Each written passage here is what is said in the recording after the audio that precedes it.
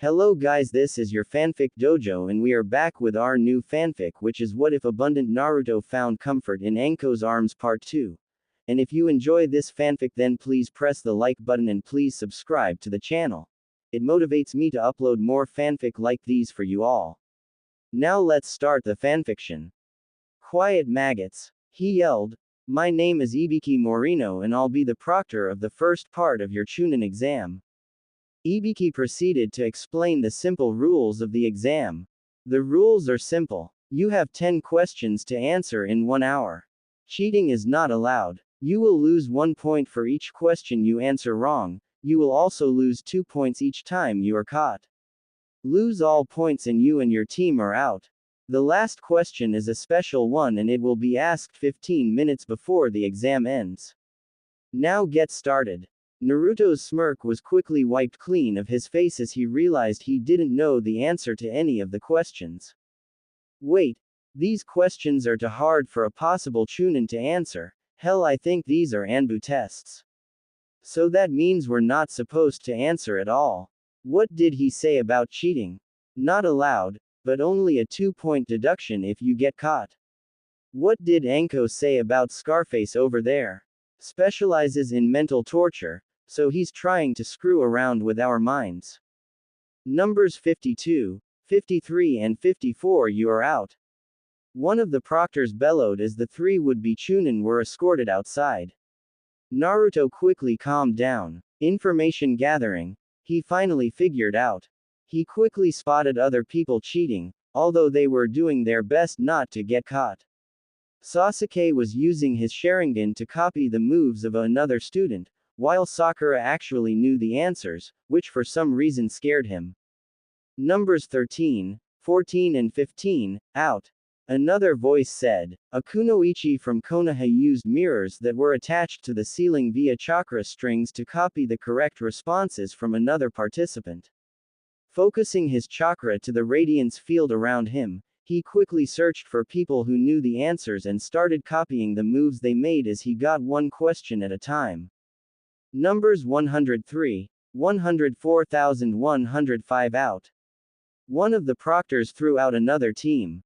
On the opposite side of the room, Ibiki was carefully studying the genin gathered here, his questioning gaze staying on a person just long enough to unnerve them.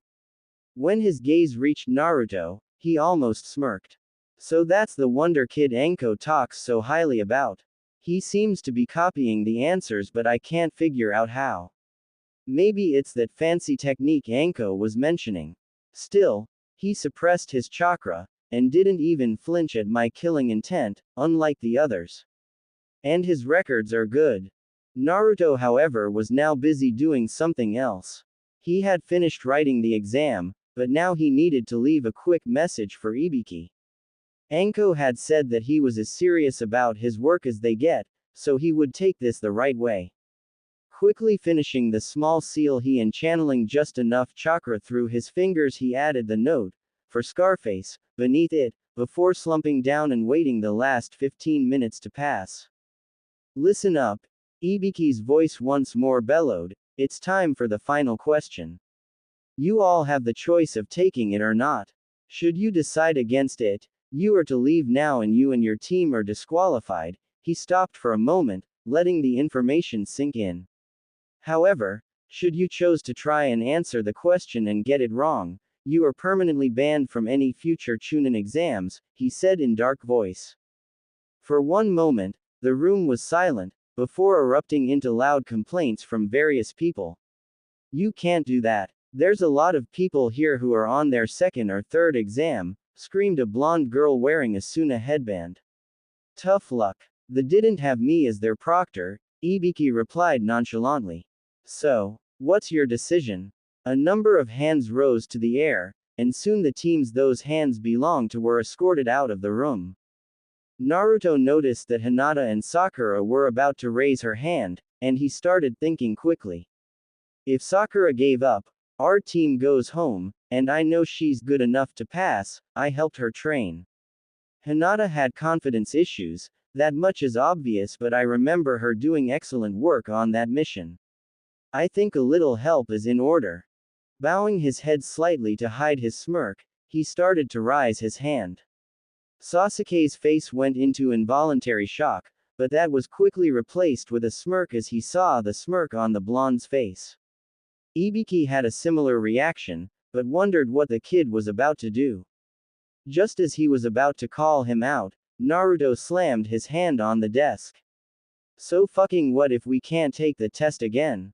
None of us got here without taking risks, so why should we stop now? If I fail, I'll just be the first genin turned Hokage anyway. Sasuke's grin turned wider as he noticed just how many of the genin here now exuded confidence because of his words. Nice one, Dobi. You always were good at spouting shit that got to people. Even the normally shaky Hinata now looked ready to kill.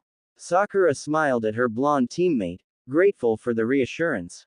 Ibiki, of course, was going through his own thoughts. Not a bad move, kid. You might just make a good leader yet. Anko may have been on to something. The remaining 24 teams awaited the 10th question with utter confidence in their ability to answer it and pass the test. Ibiki gave a scary grin. Now for the 10th question. He stopped there, the tension in the room rising. You all pass. The reaction from the crowd was anything but unexpected, so Naruto tuned out the crowd as Ibiki explained how important information gathering was and how they would be forced to make similar choices throughout their ninja career.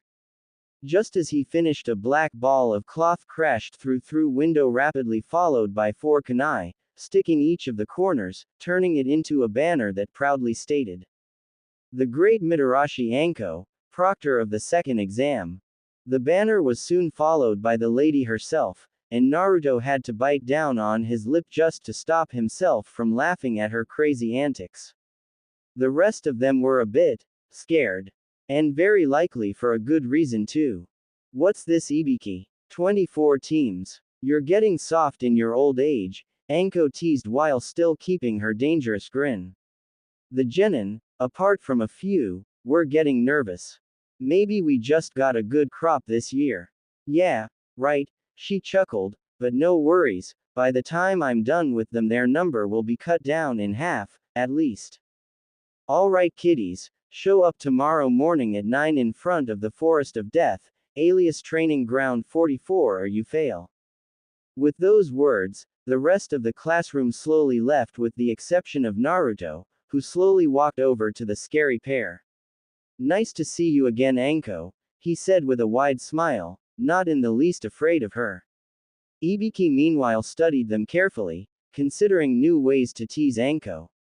Likewise Gaki, she chirped, you should get some rest, the test's gonna be a bitch. Really? That should be fun. Just thought I'd tell ya. I left a note in the exam paper, do read it, Scarface, he said jokingly and running off through the window, not waiting to see the twitching of Ibiki's eyebrow. He got ya good, Scarface, Anko chuckled at the blonde's antics. Your boyfriend's a funny guy, he answered darkly, almost failing to notice a barely visible blush creep up Anko's face.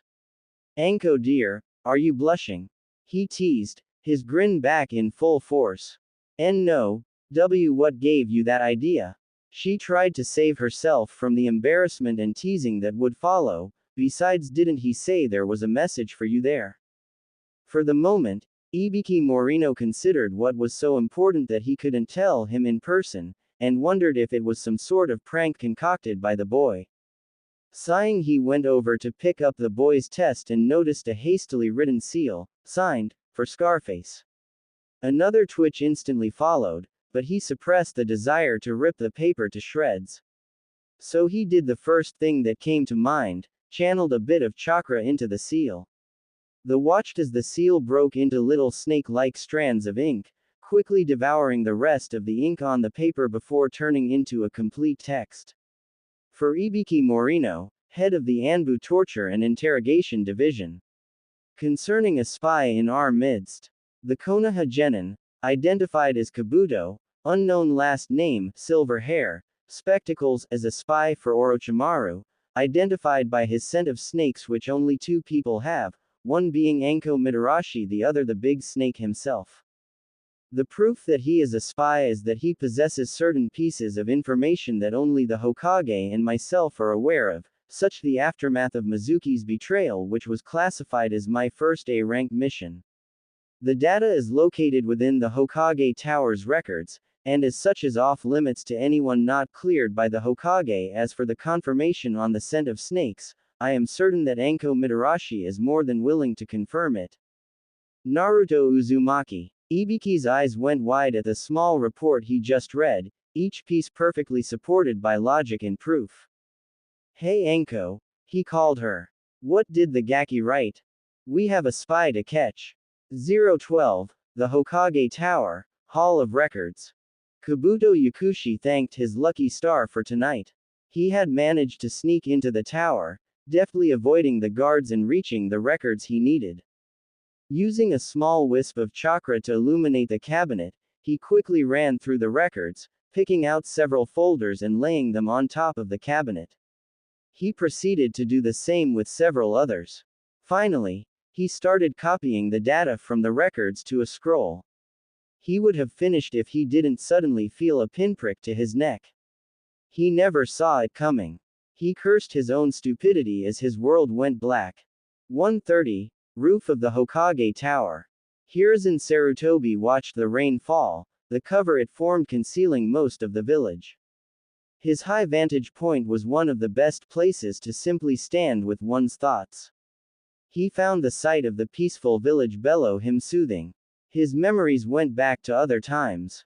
The Third Shinobi War, his youth, his pupils, his two sensei. He raised his two hands and took a long, sobering look at them. He was growing old, and he had made so many mistakes. It was time to make a decision. Hokage-sama, the voice of an Anbu interrupted his thoughts. Yes, he answered without turning. A spy has been captured while sneaking in the Hall of Records by Mitarashi Anko and Ibiki Morino, tipped off by Genin Uzumaki Naruto. He is currently being interrogated in Anbu headquarters. Good. Inform me of the results. Hi. Finishing his report, the Anbu vanished, leaving the aged Hokage to his thoughts. But what he didn't see was something that would have probably scared him. The face still had its gentle look, but the eyes now held a burning fire. He had decided, cursing himself for all his failings, to at least make amends and to make sure that this village would stand. 1:45, Uzumaki Residence. A loud curse was heard from the interior of the now well-maintained apartment that belonged to Uzumaki Naruto. If one would have come here several months ago, he would have seen a rundown place, which was barely livable. Now, however, protected by his ever-growing knowledge of seals, and refurbished from his mission paychecks, the apartment had become a comfortable place to live. Currently, Naruto was sitting in his favorite place, on the small platform next to the window, reading his book on seals, while occasionally looking outside. He had dropped most of his clothes, sitting in his boxers. The lack of clothes once more revealed his seal-covered arms, looking more like tattoos than anything else. The boy's face was troubled as he turned to the book. It's weird. He spoke to no one in particular. It all makes perfect sense, he continued, while flipping another page, before taking a small sip of sake. Lately, sake had become one of his pleasures in life. Having someone filter out all the side effects out of your system and leave you with just the good taste helped. But why can I follow someone's personal research notes so easily? He whispered again. It's like he thinks the same way I do. There's only one person who that could be. But why the hell would these obscure notes make so much sense? His thoughts were suddenly broken by a knock on his door. Now who could that be? Placing the book back to its place and dressing in a house robe, he went over to the door and opened it to reveal a tired-looking Anko. Hey Gaki, I just saw the lights on, so I thought I'd drop by. Naruto smiled at her comment. Sure, come in. He quickly ushered her into the apartment before closing the door. He quietly noted the few traces of blood on her skirt and sleeves. Make yourself at home, he quietly added before going to the kitchen. Anko sat down on the couch. While she had known where Naruto lived for a while now, she never actually came here. Tonight though, she felt tired, and she needed the company. Her musings on the apartment's decorations were broken by a voice coming from the kitchen. "Tea or sake?" Naruto asked, a short clang following his question. "Sake," she quickly answered, getting up and tracing her fingers across the several book-covered shelves reading the titles. Chakra control, seal theory, ninjutsu theory, herbalism, anatomy, medical theory. The books he had covered all of the subjects in what she was sure was great detail. But what attracted her attention the most was his working desk. A simple hardwood desk with multiple small shelves above it, stock full with scrolls, each of them most likely seals or notes. Next to the desk, she noticed 4 pots, surrounded by a thin purplish barrier, a seal beneath each. Within each of the pots was a different plant, each in perfect condition, each also missing either a branch, a few flowers or leaves. Her well-trained eyes easily spotted the tools used by herbalists to prepare concoctions on the desk. She lifted her eyes for a moment to spot Naruto standing at the kitchen door with a saucer and a bottle of sake. "How long have you been there?" she asked with a tired smile. "Long enough," he said quietly. Her guard was down, he noted, and she was dead tired. Naruto may not have had years of experience, but he could tell that Anko was holding on through sheer willpower. "Hey Anko." He started, still uncertain what was it he wanted to say. "Yeah, you look tired," he softly commented, but she merely shrugged. "She looks so vulnerable. How long has it been since you last slept?" he asked her again. Anko slumped her shoulders in defeat. "It's been 2 days," she quietly replied. "Idiot," he accused, but his voice held no malice. "Come on," he said as he put down the sake. Anko watched him with a raised eyebrow, and her usual, "What the hell do you think you're doing?" "Look, you're sleeping here tonight," he answered her unasked question, "and that's final." Slightly pouting at the fact that a kid 5 years her junior had simply ordered her around, she dropped her head, following him. "You get the bed," he explained as he brought her to his bedroom. "I'll wake you up early so you don't miss the exam." And with those words he went towards the door. Just before he left he was stopped by Anko's voice. "Thanks," she said in a much happier tone. Naruto smiled before resigning himself to the couch. He needed the rest too. Setting up the alarm to wake him at 6, he dropped to sleep. 8:45, Gates of Training Ground 44 aka the Forest of Death.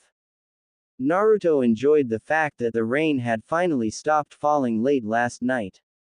What worried him were the happy smirks on the faces of the teams from Mist and Rain, happy because of the large amount of water present. He was also happy because the teams from Mist didn't recognize the sword on his back. That would have caused trouble, and thankfully they didn't hear Kabuto's comments on him. He gently stroked the handle of the blade, and noticed the curious and somewhat angry sight of a certain brown-haired girl. Taking a moment to inspect her in detail with an extended field of radiance, he came to the conclusion that she wasn't that much of a threat, but that he should still be careful. Her brown hair was tied into a pair of buns, her Chinese-style shirt and black short pants allowed great mobility. He also noticed a number of storage scrolls on her. Higher quality ones actually. "Not bad girl, but why do you seem so familiar?" he idly thought as he waited for Anko to show up, spending his time cleaning his nails with a Senbon which unnerved some of the genins. Sakura palmed her head at her teammates' antics and Sasuke once more checked his equipment. Better be safe than sorry. Naruto decided to catch a short nap, while still keeping his senses working. He noticed Sakura talking to her friend Ino, Shikamaru and Choji relaxing next to a tree, Sasuke who also took a nap. And of course after a while the arrival of Anko Mitarashi along with several unidentified Chunin. Naruto kept his eyes closed, but was happy to see Anko in unusually high spirits. Her ear-to-ear grin struck fear in many of the genin present, the smile promising pain beyond measure. That woman is scary, Sasuke idly commented. Only if you get on her bad side, Naruto replied, causing a light chuckle from the young Uchiha. The scene was far from pleasant. The crowd of genin tensed at the arrival of the proctor, Mitarashi Anko. That is most genin tensed. Naruto did his best not to laugh his ass off at the sight of the cowering genin as Anko proceeded to explain the myriad ways in which they could die in the forest. For a moment he could have sworn she was doing it for his entertainment. Once she finally completed the descriptions, one of the chunin with her brought up a large stack of paper. Okay kiddies, welcome to the second part of the chunin exams. This part is a survival test. You have 5 days to reach the tower in the middle of the forest of death. But, she trailed off, letting the tension grow, you have to bring a pair of scrolls like these. The Heaven and Earth scrolls. Each team gets one of these two, either Heaven or Earth, and you won't know which team gets which. So, 5 days to get there with 2 scrolls, and should you have less than 3 team members or open the scrolls you're disqualified. 5 days, cried an indignant rock ninja. What? Crunch, about food? Asked Choji, munching on his favorite barbecue-flavored chips. Most of the wildlife is edible. That's why it's called survival, Anko explained, her smirk never leaving her face. Naruto almost laughed when Ino smacked Choji on the head for being an idiot, as she put it, not considering for a second that food was actually quite a problem in missions such as these. Do we have a plan? Sasuke whispered the question, never moving from his spot beneath the tree. Nothing for now, but I think we should set up traps near the tower and take the others out there. Not a bad idea, Dobi. Naruto returned to his nap waiting for the chunin to reach his team. He once more considered his training with the fox. The style and sword skills he learned were excellent, but what was really important now was the ability to control the demonic chakra from his seal. Gaara was like him, except for the fact that he was somewhat psychotic. Sasuke, he added, drawing the raven-haired teen's attention. Naruto never called him by name unless it was important. Yeah, we should avoid the sand team, he said with a tone of finality, and while Sasuke believed him, he was still irritated by the fact that Naruto rarely shared his info. What? The redhead got you spooked? He asked in a more arrogant tone. Naruto immediately turned towards him, glaring. Sasuke didn't get the chance to react as he was faced by the ice-cold blue eyes glaring daggers. They are dangerous, he shortly explained in a clot tone before dropping the subject. Sasuke shuddered at his voice, but accepted. The crazy blonde knew his stuff. The chunin stuck with paper duty soon passed the two of them by and passed 2 forms. Death waivers. Naruto read out loud, and started to laugh, while those around him threw worried and scared looks at him. On the other side of the clearing, right next to the fence, Anko listened to Naruto's laughter, and grinned. Oh, she was certainly going to watch the events from the observation room in the tower. Whoever placed those concealed cameras was a genius, this is going to be fun. Listening to the growing noise of genin speaking to each other finally got her irritated. Pipe down, brats. Get those papers signed and exchange them for a scroll so we can get started. Quietly obeying the orders of the scary woman, the genin quickly signed the waivers and went in teams of 3 to a small tent to get their scroll. The interior of the tent was perfectly covered, making it impossible to tell which team got which scroll.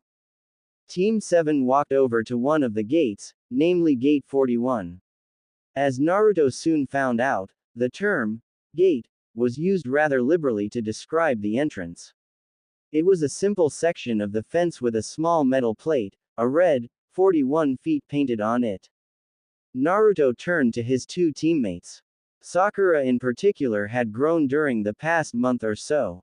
While she was still infatuated with Sasuke, she had by now focused on her training, and the improvement was quickly visible. Sasuke still wanted to kill his brother, that much was obvious, but had shed most of his holier-than-thou personality, or as some would put it, got the stick out of his ass. Quite a few people still tried to break what they thought was a genjutsu when they saw him laughing or smiling.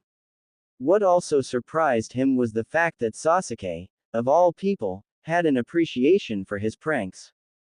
Although he rarely pulled them these days, he would still do something now and then as a token of appreciation for his friends.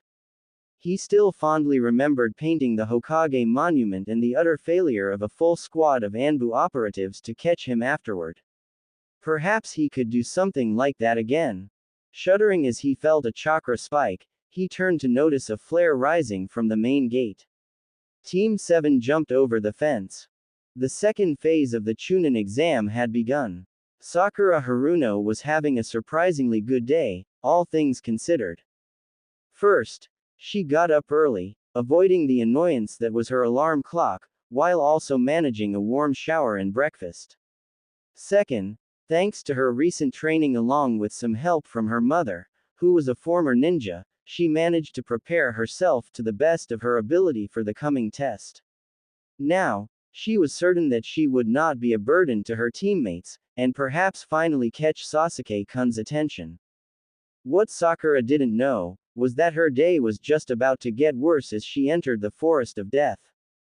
Within the tower at the center of the forest lies the observation room.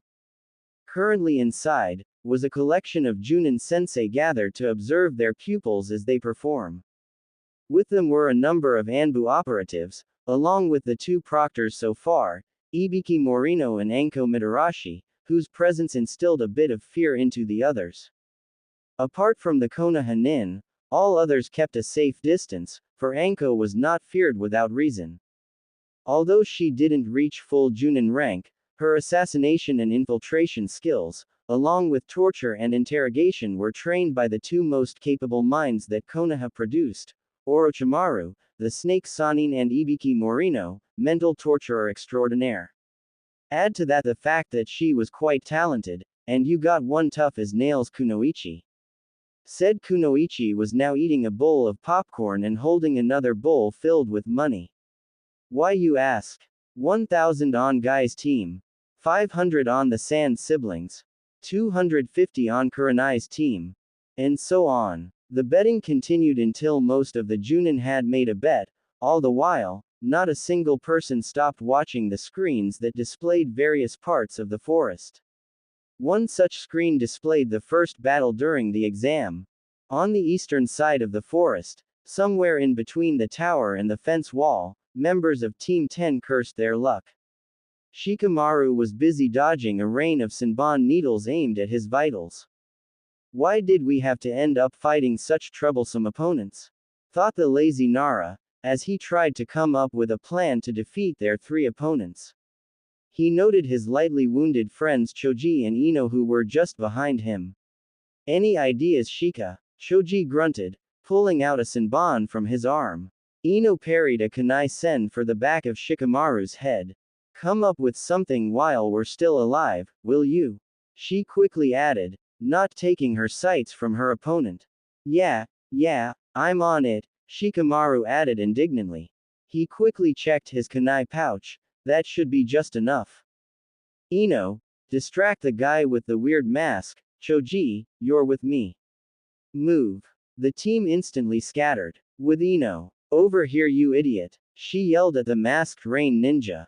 His response was to make 4 clones and charge her. Will you die already, girl? The nin asked, his 2 clones charging in while the 2 others jumped from above. Shit. Those are clones, but where is the real one? Not above, not in front, to the sides. She quickly checked both. Crap, the back. Turning at the last moment, she managed to avoid being skewered through the chest, but was still cut on the shoulder. Hissing angrily, she managed to slam the butt of her kunai between the missed nin's shoulder and neck, accidentally hitting a nerve, knocking him out. She thanked Kami for her luck. After quickly searching him, she didn't find a scroll. Recomposing herself, she turned back to her friends, and ran to join them. With Shikamaru and Choji, the pair stood back to back, barely managing to avoid the enemy's attacks. Ready, pal, Shikamaru asked, once more fending off a kunai trying to slash his throat. His enemy was skilled, bu nothing special. He fought worse. Right behind ya, Choji answered. Suddenly, a small explosion was heard as a cloud of smoke enveloped them both, hiding them from the sight of the two, now separate enemies. Asa, can you see anything? One of them asked. He was met with silence. Asa, you there? He asked again. Nothing. She won't be answering any time soon. Came a calm voice as a shadow streaked out of the cloud, running towards him along the ground. Loudly cursing, he tried to dodge the shadow, but was too slow. Shadow Possession Jutsu, success. Now Choji. The last sight the Rain Nin managed to see was an enlarged fist heading his way. After that the world turned to blissful darkness. Back at the tower. Not bad Asuma. Those brats of yours seem to know what they're doing, Anko commented on the performance of Team 10. They even got both scrolls. But they didn't tie up the Nin nor did they gather any equipment apart from the scroll. Asuma merely drew a smoke from his cigar, trying his best to ignore a glaring kurenai on his right. That woman would be the death of him. Hey look. One of the Junin pointed towards a screen showing the southern part of the forest. Another fight, Kakashi idly commented, skillfully hiding a smirk at the fact that it was his team down there fighting. Anko made another mischievous grin, recognizing Naruto. This was going to be fun. Southern region of the Forest of Death, with Team 7. I still don't get how those idiots became genin, Naruto whispered to Sakura as the three of them spied on a genin team from the new village, Sound. Naruto vaguely remembered that there were two teams from that village in the exams, and this seemed to be the weaker one. The three male ninja walked cautiously, but their guard was down. They didn't notice their chakra signature. Okay. Sit back and watch. You two got the last two teams, this one is mine, Naruto gleefully said to his teammates. The two looked at him and merely shook their heads. Show off. Sasuke muttered, while Sakura merely nodded. Naruto promptly ignored the comments, preparing 3 Senbon needles and closing his eyes. Ninja art. Hidden mist jutsu, he whispered, molding his chakra as a thick blanket of fog descended on the forest around him. Naruto found that he very much enjoyed using Zabuza's silent killing technique. Unbuttoning his trenchcoat for improved mobility and padding his feet with a thin cushion on chakra, he silently glided through the mist. The Sound Nin on the other hand were panicking. None of them could see further than the man next to them through the chakra-infused mist, not that they noticed the small detail. The leader of the group recovered first, and set them up in a triangle formation, each at the other's back, trying to leave as little space for their invisible enemy to attack unnoticed. Naruto grinned, standing in a stance that was eerily reminiscent of Zabuza Momochi, eyes closed. Not wanting to risk failure, he took his 3 Senbon needles and coated them with a small amount of paralyzing poison. He studied the 3 nin for a few seconds while waiting for the perfect moment to strike. The leader, as he labeled him, was also the tallest of the 3. He had a somewhat faulty stance, leaving a few openings for him to use. The others were even worse. Naruto smirked at the fact that he could probably take them down like Haku did Sasuke back at the bridge. His studies of anatomy brought on many benefits.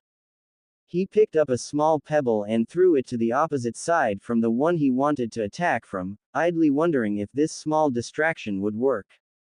To his glee, it did, causing the 3 to momentarily turn their heads towards the source of the sound. Using the momentary distraction, he threw 2 of the 3 Senbon, each hitting a pressure point on his target's necks, knocking them out. The third followed only a split second later, tacking down the third target. Before they hit the ground, Naruto rushed in and took out the Senbon. The strikes and the poison would keep them out for at least a few hours.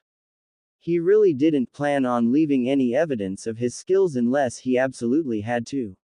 The less his enemies knew the better. Buttoning up his coat again he released the jutsu, the area quickly clearing up. Sasuke and Sakura watched in awe as their teammate stood above the three unmoving bodies of the Sound Nin, not a single scratch on him. He triumphantly held up a single scroll, marked, Heaven. Looks like our job here is done. Are they dead? She asked, her tone a mixture of curiosity and slight fear. Unlike her two companions, Sakura still wasn't completely used to killing. No, just out cold, he muttered quietly, let's get going. We really don't want to get caught now. Back at the tower, utter silence permeated the room as all present except for Anko and Kakashi stared at the screen. One moment there was a team of sound ninja on the screen. The next, a cloud of mist covered the small clearing, followed within seconds by the sounds of three bodies falling to the ground beneath them. And finally the mist lifted to reveal Naruto Uzumaki standing on top of them, all three dead or unconscious, unclear which one it was due to the lack of blood or visible wounds on their bodies. What have you been teaching that boy Kakashi? Kurenai asked after she brought herself back from her shock. I only gave him ideas and suggestions. He quickly answered, so that only she could hear, his smirk now visible beneath his mask. Anko only stopped smiling to put some popcorn into her mouth, and Ibiki was no better, the disturbing smile on them both worrying all but few. Her entertainment, however, was interrupted by the arrival of an Anbu operative.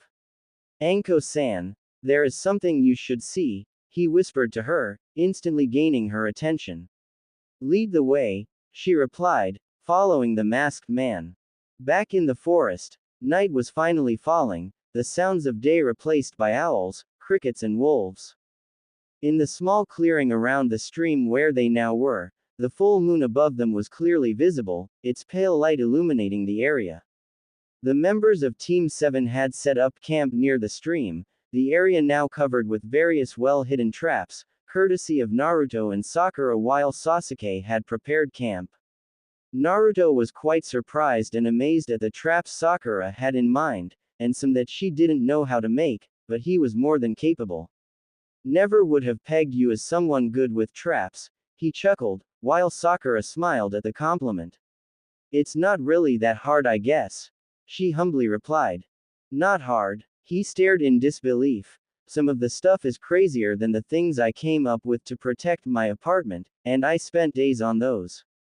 You're good, but just lack some practical experience, he explained, careful not to overly praise her as he set up the last of the traps. Heaven help whomever tries to go through here. Back at the small campsite, Sasuke had brought out 3 sleeping bags and started preparing some of the food that Naruto had unsealed. Unlike the other two, thanks to the fact that he spent the last few years growing up alone, Sasuke was forced to learn how to prepare his own meals, and he took to cooking quite well.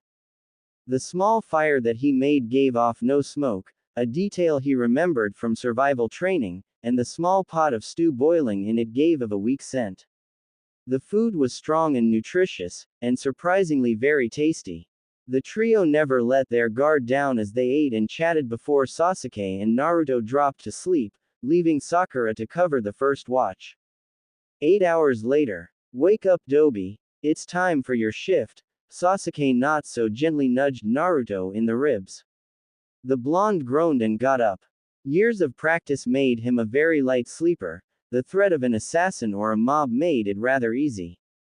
Muttering curses under his breath, Naruto crawled out of his sleeping bag. He was used to sleeping in his clothes, so there was little harm done. He put on his red coat, buttoned it up and took his watch. Quickly summoning 10 shadow clones, and promptly hanging them into various form of wildlife after placing them in strategic positions around the camp, Naruto quietly sat down, unsealed a small scroll containing notes on a jutsu he was studying along with a small canteen and started reading. It was only a few hours until dawn. Only a few hours before they would start again and head straight for the tower, but for some reason, he couldn't get rid of the feeling that something would go wrong. He turned his face to his teammates. Sakura was still asleep, but Sasuke was feigning. Can't sleep? He quietly asked, already expecting the answer. Yeah. Sasuke shortly replied. Ever since Naruto caught him during one of his nightmares, shivering, covered by cold sweat, he couldn't forget the look he saw in the boy's eyes. Fear. And he knew that there was only one person in the world who could do that to him, his brother, Itachi. What does it feel like? Naruto asked in a kind voice, to have a family. Sasuke, who in the meantime got up and sat against a nearby tree, watched him, his sullen black eyes revealing a mixture of emotions. Naruto watched him curiously, wondering what was going through the boy's head at the time. Safe, he shortly said, but Naruto waited, knowing that he wasn't done, loved, cared for. I'm not sure how to put it into words. Both smiled, and silence once more reigned over the small camp. It had been enough for the moment, as the two of them returned to watching the stars. Hey Naruto, he started, getting the blonde boy's attention, why do the grown-ups hate you so much? Naruto tensed over instantly before Sasuke continued in a serious voice. I heard when they called you demon brat, monster and quite a few other things. Does it have anything to do with? He trailed off, not really sure he wanted to say the whole thought out loud. Sighing sadly, Naruto got up and walked over to him. Come on, I'll tell you everything, but not here. This is for your ears only. Sasuke nodded, and followed Naruto to the stream, away from a sleeping Sakura. Motioning for both of them to sit down, Naruto quickly drew out a small seal paper, an intricate seal painted over it. Pulsing a small amount of chakra, an invisible dome spread over them. Privacy seal, Naruto quickly explained to a somewhat bewildered Sasuke. Taking a deep breath, Naruto started. Before I tell you anything, you should know that all I say here is a S-ranked secret, that will get you executed should you reveal it without my or the Hokage's permission, understand? Nothing leaves here. Sasuke nodded in agreement. Tell me, what do you know of the Kyuubi no Yoko? He asked in a completely serious tone. You mean the demon that attacked Konoha 14 years ago? The one the Yondaime killed? Yes, and no, Naruto said, drawing a curious glance from the raven-hired boy. Kyuubi, and any other of the tailed beasts cannot be killed by mortal means. So, Minato Namikaze, the fourth Hokage, settled for the next best option and sealed the fox inside a living container, a newborn baby. You, Sasuke quietly stated. Yes, me. And that's why they hate me, why I was beaten up more times than I care to count, why they tried to kill me, why I was insulted, glared at, isolated. Naruto quieted down, his eyes downcast. He failed to notice the sad smile that spread over the last Uchiha's face. Man, he started, drawing out the A, and I thought I had it bad. Stinks, doesn't it? Naruto added, a small smile crossing his lips as well. Yeah, the other chuckled. The conversation brought back unpleasant memories to Sasuke, especially of the night when his brother had killed all of his family, his entire clan. But what exactly had his brother done to him? Yes, he had left him alone. Yes, he had showed him the murders of his family. The fear of those events had receded over the years, even if the nightmares still came occasionally. He was treated like royalty by the council and by most of the village. He had everyone's acceptance, everyone's adoration. And what did his blonde friend have? None of it, and for reasons beyond his control.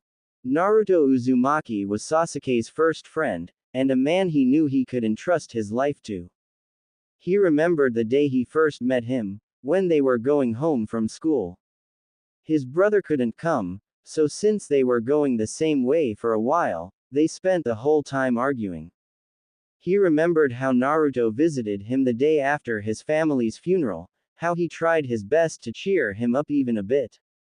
He would never admit it, but he managed to do it. Since they were placed in Team 7, they were rivals, always competing to show each other up. That rivalry had vanished as Naruto matured after their mission to Wave.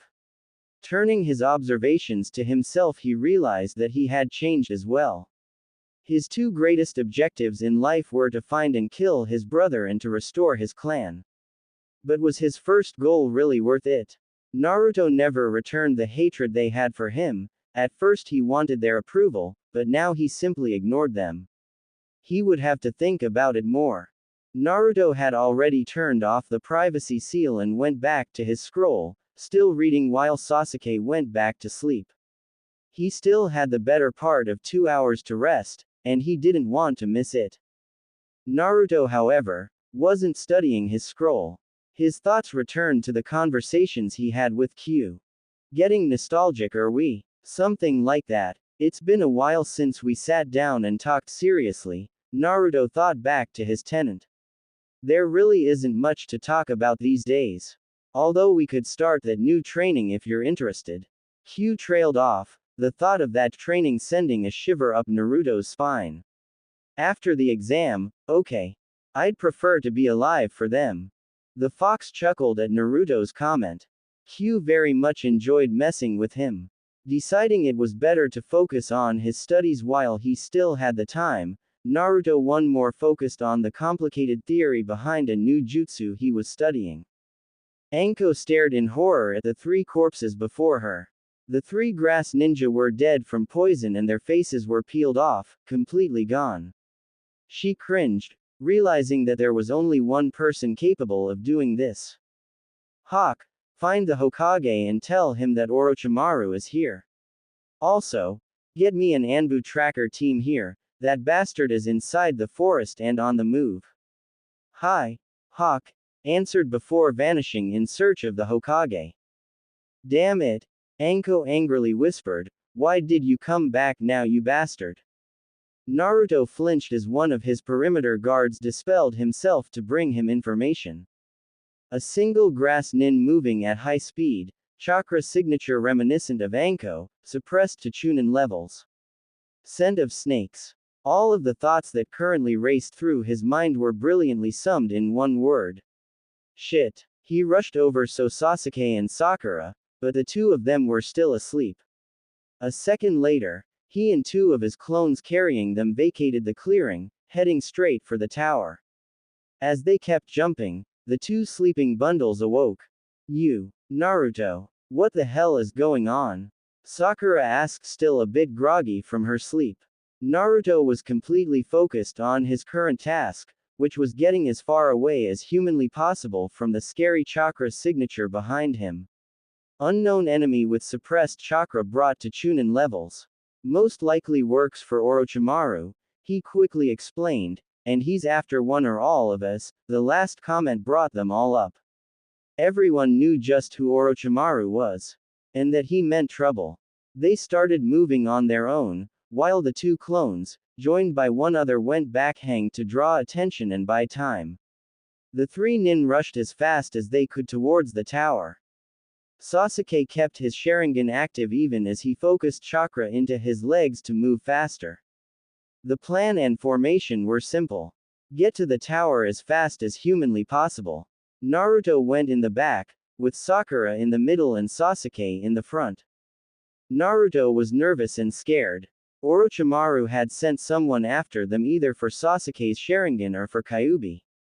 Sakura was probably of no interest, but would end up being used as bait.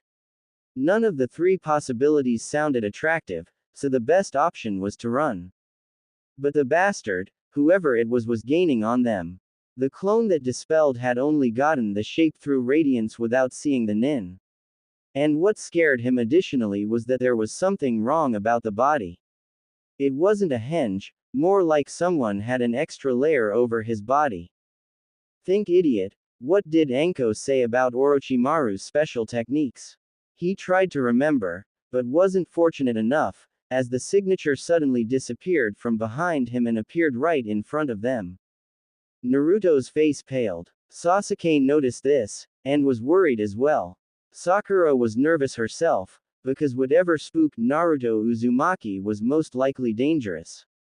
He stopped, and both of his companions stopped with him. What happened? Sakura asked, but Naruto didn't reply. He simply pointed towards a small clearing in front of them where a woman with a large straw hat was waiting. Troublesome, Sasuke quoted the lazy Nara. On the other side of the clearing, a certain person stood perfectly calm, studying the small team before him. He was greatly annoyed by the failings of his servant Kabuto. His capture had set his plans back considerably, but he didn't stop them. Orochimaru was no fool. In fact, he was one of the smartest shinobi ever to come out of the Hidden Leaf. The three before him were interesting. The reports he had on the team reminded him of his own when he was a genin, but things had apparently changed. The girl, Sakura Haruno, was of little consequence, but the two boys were more than entertaining. The Kyuubi brat had a weak chakra signature, but the sword on his back was the Kubikiri Haucho, and he ran with that thing on his back without any problems. Kabuto's report had delivered the fact that the boy pulled a solo A-ranked mission, that he was proficient with seals. And while he found all that interesting and important, that boy was not his target now, and he seriously doubted that the fox inside would allow him to take over the boy's body, regardless of how good it may be. The one that interested him the most was Uchiha Sasuke, the last of his family still loyal to Konoha. The boy was reasonably pathetic, but his eyes would be of so much use to him. What do you think, Q? That definitely isn't a genin, Naruto asked his tenant, hoping for some advice, as he was at wit's end as to what to do. More like a, oh shit, the old fox cursed. I get it, we're mostly screwed, what else it knew? He made a mental sigh. That isn't a genin, I recognize his scent. Naruto considered what Q could have meant by that, but he came up with a blank. Anko, backed up by a team of Anbu trackers, was rushing as fast as she could through the forest, hoping to reach and stop her former sensei before more people died. Her companions shivered at the emotions that flared from her. Rage, sadness, loss, and finally complete and utter hatred. If they didn't know better, they would pity the poor bastard. But what they didn't realize was that there was one more emotion. Fear of loss. That kid is Orochimaru. After a while, Naruto Uzumaki had stopped counting the number of ways this day had gone wrong. He didn't dare ask the proverbial question, can this day possibly get any worse, for fear that it would actually happen. He was afraid of the snake Sanin, but it wasn't a paralyzing fear. All of his survival instincts had kicked in and his mind was working overtime to find a way out of the situation. His mind came to a screeching halt when the nin focused his eyes into theirs. In a moment, he felt himself die. A single kunai blade had cut his jugular artery, the blood seeping out like mad, and the poison acting, and then it stopped. He silently cursed, Genjutsu. The others were shaken as well, but he was the luckiest. My, looks like I caught a little fox, the grass nin said in a joking tone, an obvious edge concealed beneath the surface. Finally calming down, Naruto hoped that he could buy some time. From what Anko told him, Orochimaru was arrogant, he would most likely fail to see any of them as a threat, and his chakra was suppressed. A sneak attack perhaps. I never figured the great Orochimaru for a poacher, Naruto said in a mocking tone, his will barely holding together. His foe chuckled. You saw through my little disguise. I'm impressed. And you even have a sense of humor, the other replied, a single hand placed to his chest in mock surprise, that will make hunting you all the more entertaining. They all tensed as the nin took a step forward and started flashing through hand seals. Here it comes, Naruto idly thought as his day got even worse. The members of Team 7 tensed up as Orochimaru started going towards them, hands flashing through hand seals, a sinister smile crossing his lips. Naruto. Scatter. Naruto shouted as Orochimaru brought his hand to his lips and exhaled a large wave of fire. Naruto cursed at the fact that he was separated from his friends, but there wasn't enough time to think of such things. His eyes widened when he saw Orochimaru bite his thumb and smear blood on a set of tattoos on his arm, followed by a series of quick hand seals. The horrifying thing was that their enemy kept perfectly silent, a dark predator stalking his prey, gauging its skills, enjoying the sensation of the hunt and their fear and desperation. Naruto was painfully aware that this enemy was far beyond his skills. The only way to buy them time would be to trick him somehow, but that wouldn't be easy, as the clearing was covered with smoke. Oh shit, a summoning jutsu, Q rather bluntly explained. Naruto's reaction was delayed for just a split second, but that was more than enough for the massive sneak to leap from the cloud of smoke and tried to swallow the unfortunate blonde. Luckily, he had just enough time to dodge. Swiped on the side by the massive serpent's scales, Naruto clutched his right arm, the numerous small cuts healing quickly, but most blocked by his bracers. So much for my coat. Thanked Kami I decided to test these bracers. He dodged the swiping tail of the great snake, and leapt to avoid its bite. Orochimaru was nowhere in sight, but he could feel his chakra signature going towards what he was certain was Sasuke, so that's what you're here for. But, sadly enough, the gigantic snake had no intention of letting him help his friend. Growling, he summoned 3 shadow clones, while the snake brushed his other side, its sharp scales ripping through his coat and skin. But now, the scowl was replaced with a smirk, as all 4 instances of Naruto channeled massive amount of chakra into their blades, the shells shredding the bandage like cloth, before stabbing said swords into the body of the snake, unleashing all the built-up energy into its innards, completely obliterating it from within. The drain dispelled the clones, and Naruto used his limited knowledge of medical jutsu to fix up the wounds a bit, letting his healing factor take care of the rest. Now where did the other snake go? He wondered as he panted, trying to find any of the familiar chakra signatures, and smiled when he sensed a strong group heading his way. Jumping up to a nearby tree and heading up towards where he sensed Sakura and Sasuke, he once more focused his senses and prayed he would be on time. Sakura. The pink-haired girl loudly swore as she kept dodging blow after blow from a pair of clones of Orochimaru. She had been separated from both Naruto and Sasuke. The two waved their kunai, raining blows aimed at her chest, neck and head. Numerous cuts covered the girl's arms. Sakura appraised her options. Her genjutsu was utterly useless against them, she knew better than to even try. Ninjutsu. They're clones, they should be weaker than the real thing, right? What's the matter, little girl?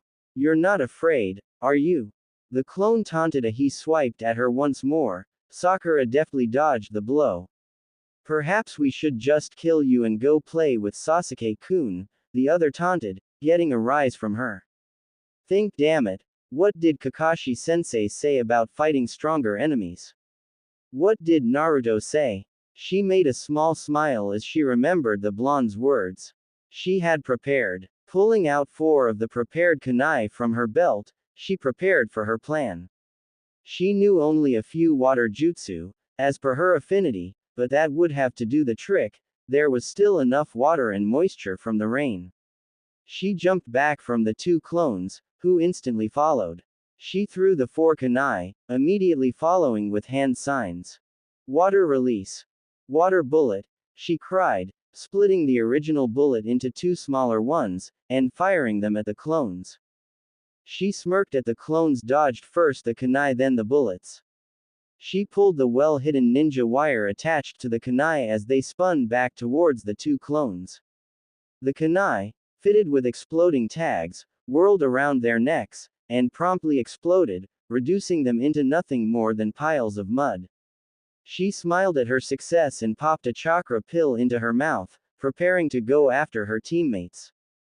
Sasuke. At a fair distance from the others, Sasuke Uchiha was deeply concerned for his survival. The battle was not going well, or more accurately, it wasn't going at all. Orochimaru was attacking and Sasuke was dodging, not even getting a chance to slip a single hit past the man's sword. He recognized the blade from the books he read, Kusanagi, the longsword of the heavens. A single cut from that poisonous blade could end his life, and so far, his clothes sported multiple cuts, but since they were quite loose, none of them nicked his skin. Just like a little rabbit, you try to escape from the one hunting you, Orochimaru chirped with a wicked grin that set fear into Sasuke's heart. What the hell is this guy? He thanked the heavens for the thick woodlands around him. Jumping from tree to tree gave his mobility a good boost as he leapt around, dodging blow after blow. Sasuke recognized the small stream as the one next to their camp. Sakura and Naruto had set up traps there. I could use them to my advantage. Rushing off towards the camp with Orochimaru in tow, he kept dodging the various jutsu-generated projectiles that Orochimaru kept sending at him. Just how much chakra does this maniac have? The campsite was finally in sight, and Sasuke smirked as his Sharingan allowed him to identify most of the traps. Now all that was left was to pull the enemy in, and spring the traps.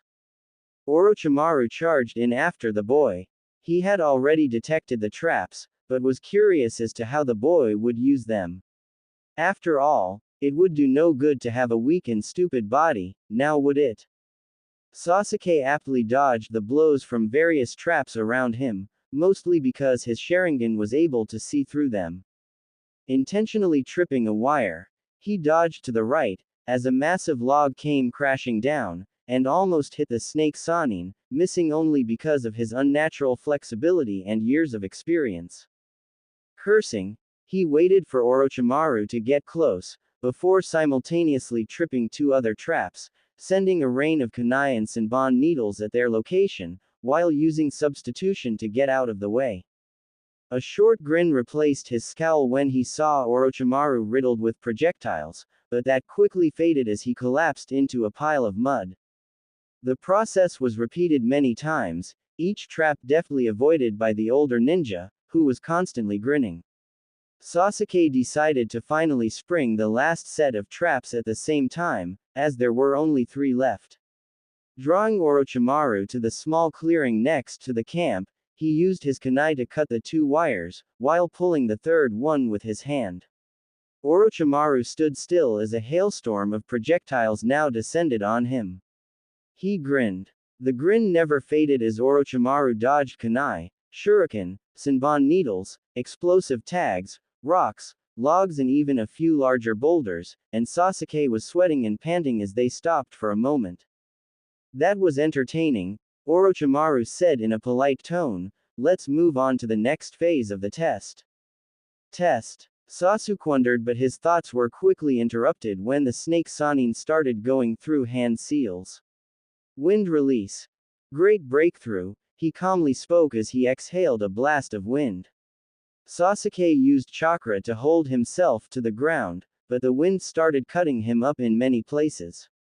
But he still stood. What the hell is he doing? He acts like he's trying to kill me, but then he chooses weaker attacks. And he did mention something about a test. Not bad, little Sasuke. He said with a sinister grin, flashing through hand seals again and sending a large ball of fire towards him, but you're still no match for your brother. In that moment, Sasuke snapped. He was afraid, nervous, angry, tired, and that last comment simply broke the dam. The fear was gone, and so was the rage. The world stood still as he felt a burning pain in his eyes. The color from the world bled away, and 2 figures appeared before him. One was his brother, Itachi, the other was Naruto. Both had a sad look on their faces. You will have to choose, little brother, the figure of the older Uchiha said in a kind but sad tone. Naruto simply nodded. What is your choice? To lose yourself to your rage and desire for vengeance? To embrace your hatred of me? Or to let it go? The Naruto figure added. The choice is finally yours. Sasuke stood shocked at the situation in front of him. A moment ago, he was in the middle of a fierce battle, and now he was talking to what were probably the 2 most influential figures in his life. To embrace the hatred or to let it go? He thought as the 2 figures stood still before him. His mind raced through his memories. The day of the massacre, the academy afterward, the time with Team 7, the crazy picture the 4 of them took, where he and Naruto were scowling at each other while Sakura and Kakashi were smiling. He realized something. He wasn't alone. Even if he wanted to stop his brother, he wasn't alone anymore. And he didn't have to be ever again. And I called Naruto a dobe, he thought as a smile came to the raven-haired boy's lips. Thank you, he said to both figures, who in turn smiled back at him. The flood of emotions was gone, and color returned to his world. What he didn't notice was that the Sharingan of his eyes was swirling wildly, the two tomo splitting into a third. The world started moving once more, but everything seemed slowed down to him. He easily dodged the fireball heading for him. He could actually stand and study the hand seals that Orochimaru was using one by one. With a wide grin, he realized what was happening.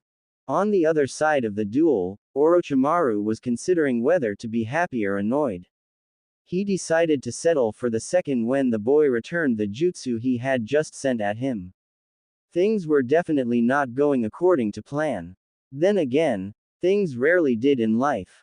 He made a smile, a downright scary construction on his face as his snake-like tongue hissed.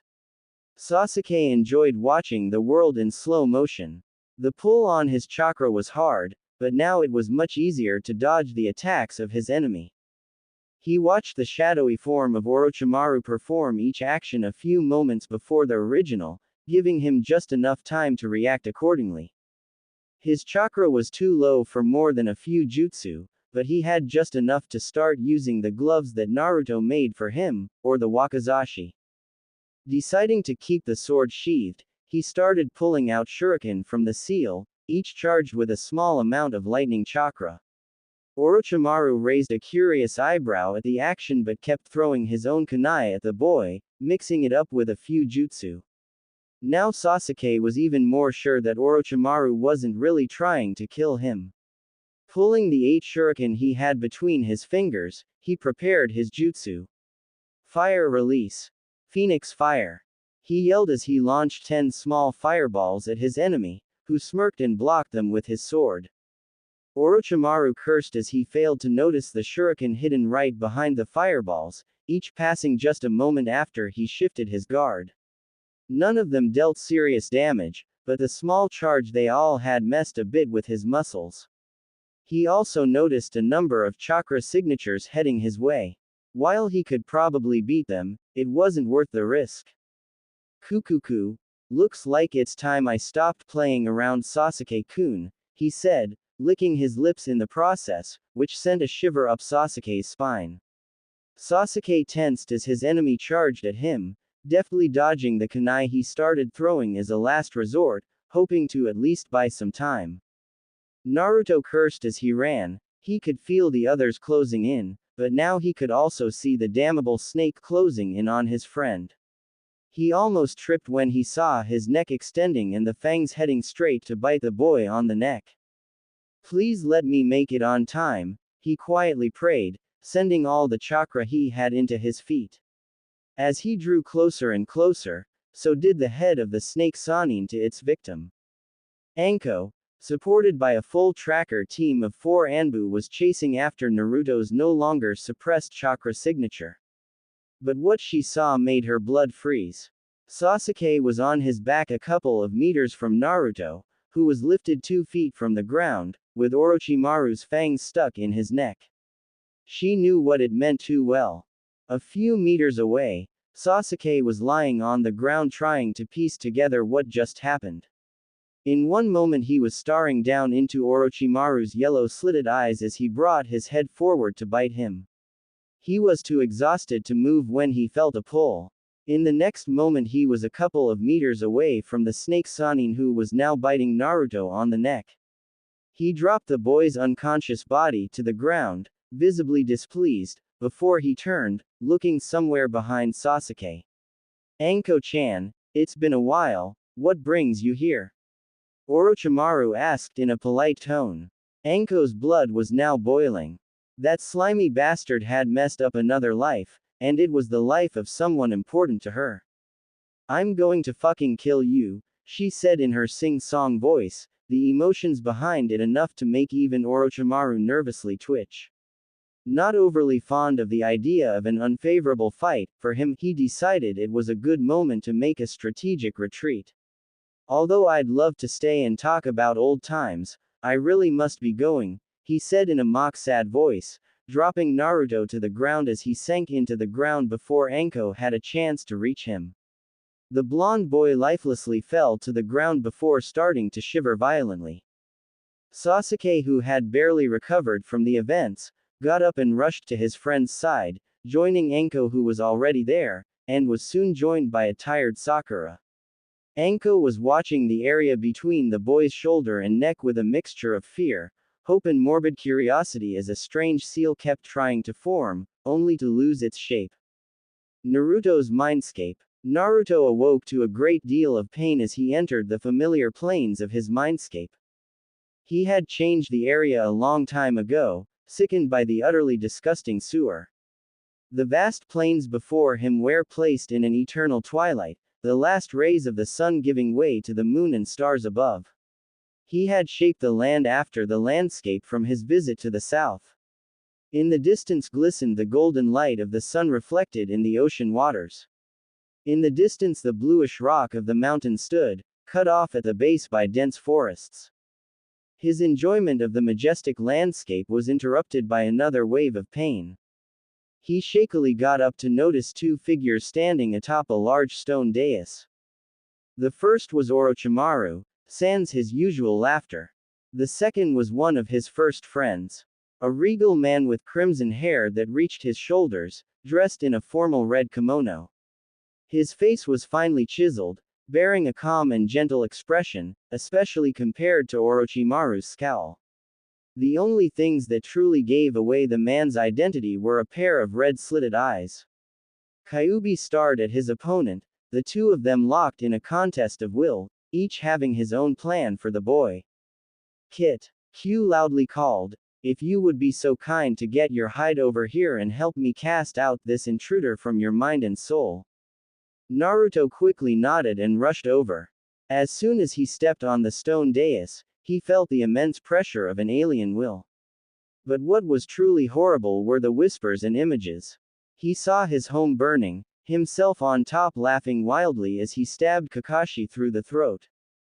Do you wish power? He saw himself fighting off countless enemies without any effort whatsoever, his face skin and covered by strange black markings. Do you wish for your revenge on the weaklings who abused you? He saw the mobs that once tormented him brutally slaughtered by his hand. Power beyond your imagination, beyond your wildest dreams, and all you have to do is accept it. The voice kept beckoning, and he felt the pressure lessen in the moment he considered that option. But as he thought of it, another set of images came over. He saw Sakura crying over his shivering body, joined by a very worried and sad Anko, and Sasuke who kept yelling at him to wake up, his fear and sadness also obvious. He saw the moment of Haku's death on the bridge, the broken visage of Zabuza Momochi as he looked at who he wished could have been his son. He saw Iruka's smile when he placed his old Hittite over his forehead. He saw what could be his burial, the saddened faces of Sarutobi, Iruka and all those he knew. He saw when Sasuke took Haku's blows for him. He smiled. The choice was already made. There was never a question what his answer was. No. Naruto spoke to the image of Orochimaru in a cold, demonic tone. He may have held a demon's power, but he was no monster. He would never become one. His eyes focused on his enemy and he watched as strands of red chakra rose around them, encasing Orochimaru in a crimson sphere, before obliterating him. In a few moments, the dais sunk into the ground, leaving the two of them standing on soft grass. The person next to him chuckled. So much for the cursed seal of heaven, Q jokingly commented. Yeah, who would have thought that having the nine-tailed fox inside you would so easily stop it, Naruto quietly added, and received a smack on the back of his head. Hey, what was that for? He asked angrily, rubbing the back of his head. It wasn't me who stopped the seal, Kit. I kept it at bay, but it was you who destroyed the piece of Orochimaru's soul, and that stopped the seal from forming. He placed his hand under his chin. Kyuubi watched his container in deep thought, for a moment wondering what he was thinking of. I see, Naruto quietly added, the ghost of a smile present on his face. I think I just found a way to mess with Orochimaru, he chuckled, quickly joined by Q. After they both stopped laughing, Q placed his hand on the boy's shoulders. You are finally ready, Naruto, he said as Naruto smiled and the world faded to black. Campsite in the Forest of Death. Naruto blinked as he woke up to the unpleasant rays of light falling on his eyes. He saw the light falling through the canopy of leaves high above him, the bright sky concealed from sight by the ever-shifting branches. Soon the sight of the sea of green was filled with several others. Faces of people he knew were friends. Hey Gaki, Anko said with a wide smile. He smiled back as he noticed Sasuke and Sakura's relieved faces. Hey, he weakly whispered. His body felt like lead. How long was I out? About an hour, Sakura answered in a calmer but happy voice. Oh, he simply stated. The pain and weight of his body seemed to have reduced.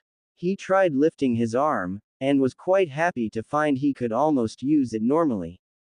Hey Dobi, Sasuke greeted him, with an unusual look on his face. He was smiling.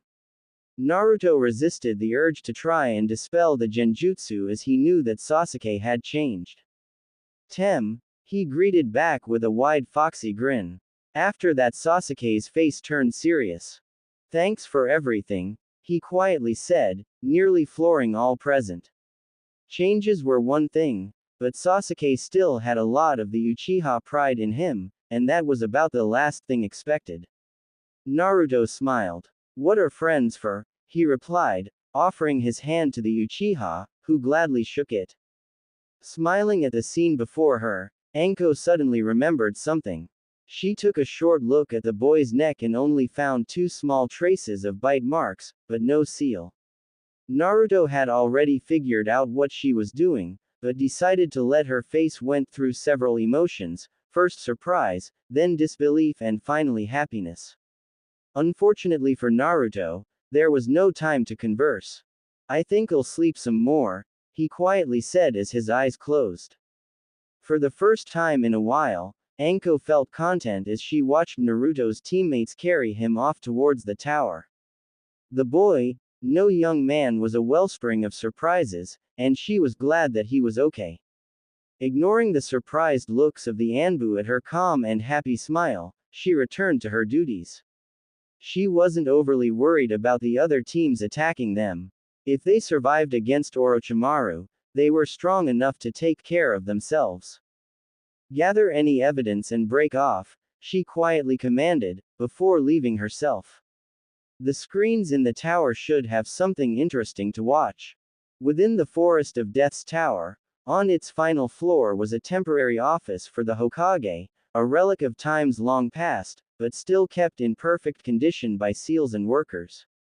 Inside said office, were currently all of the 4 Junin sensei of Konoha's Rookie 12, namely Hatake Kakashi, Sarutobi Asuma, Yuhi Kurenai and Maida Guy. What is this about Hokage-sama?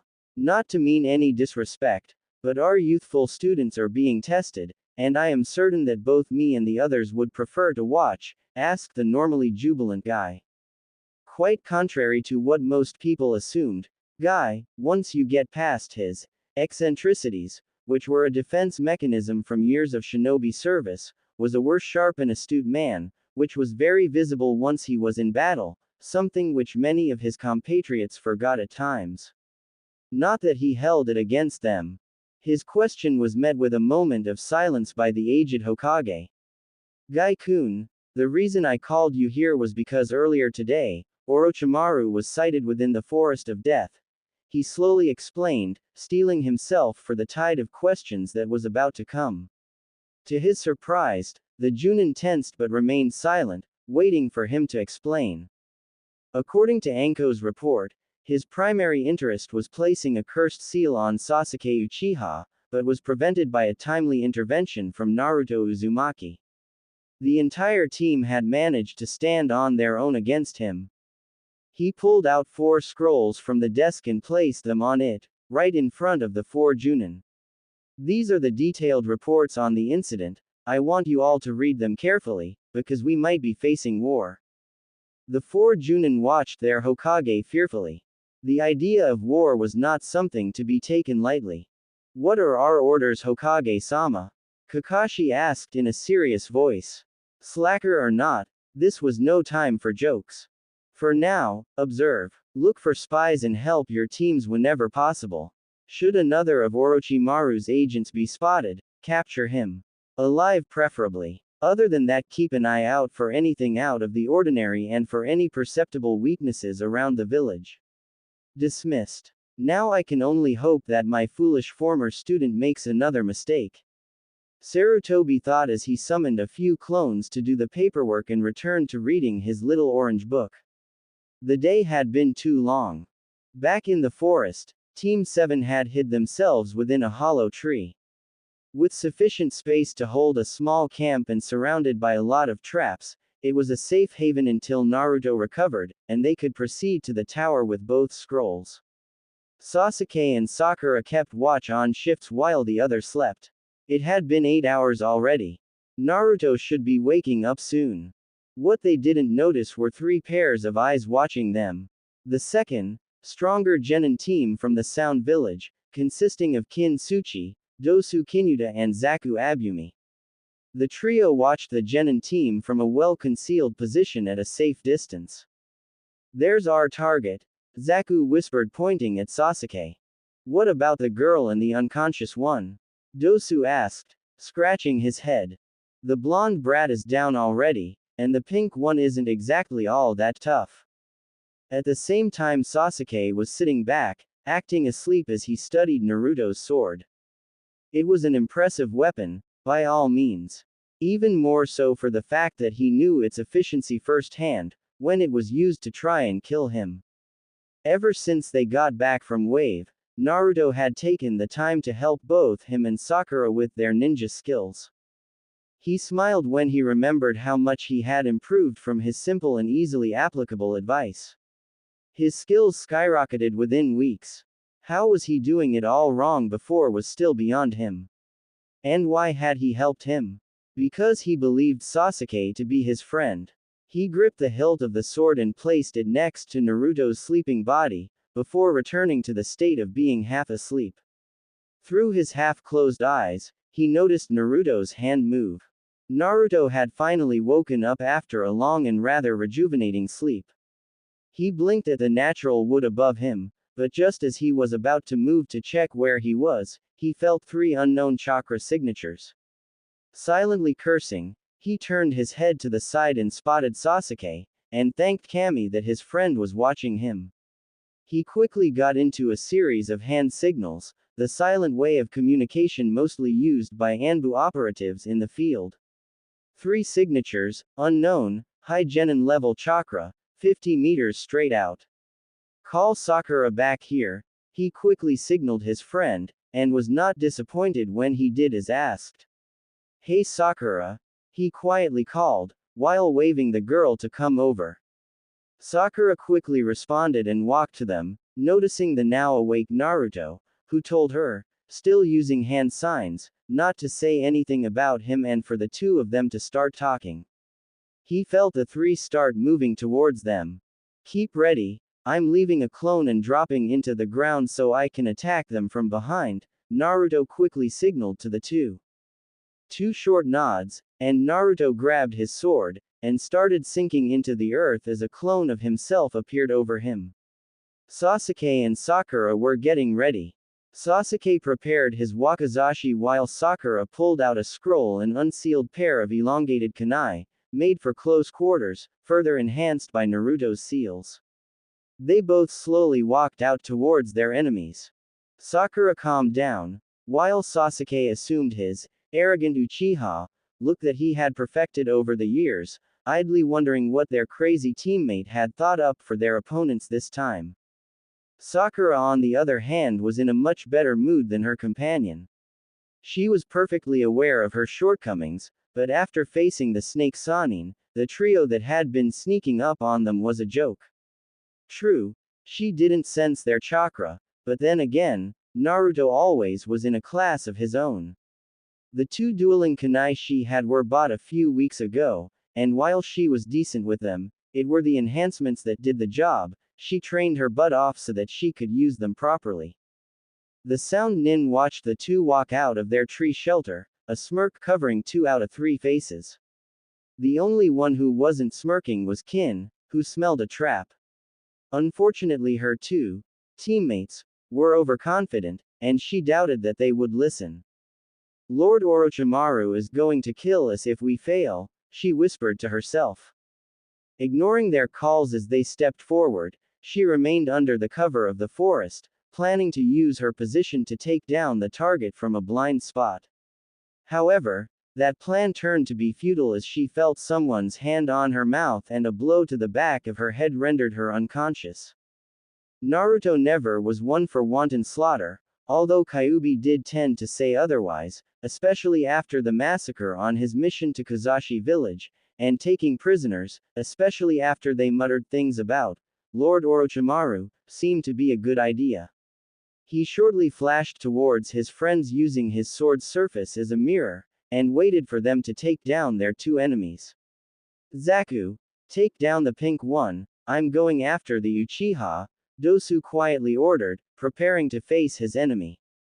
Unlike them, their weapons were directly attached to their bodies, Dosu's massive gauntlet being a prime example. Zaku on the other hand had his weapons placed directly within his arms, small, hollow tubes which, through the use of chakra, allowed his to fire blast of combined air pressure and sound, in various ratios. Right, Zaku quickly answered as he prepared to take down the pink-haired girl in front of him.